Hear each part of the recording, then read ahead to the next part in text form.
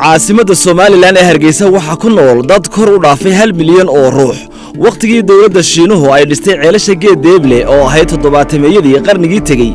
waxa magaalada ku noolaa ilaa iyo 180 oo ruux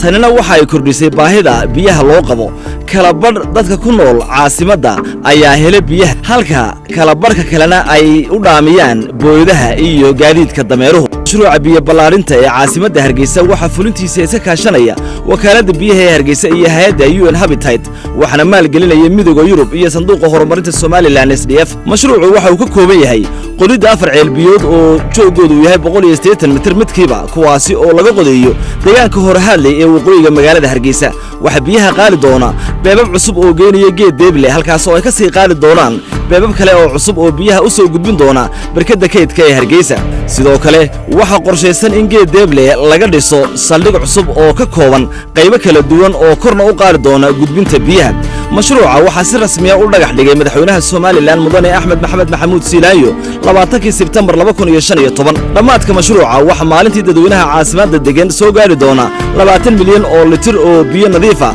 halka markii hore ay 9 milyan oo litir oo kaliya soo gaari jireen mashruuca waxa uu la jir u maalgelinaya sanduuqa horumarinta Somaliland SDF iyo midowga Yurub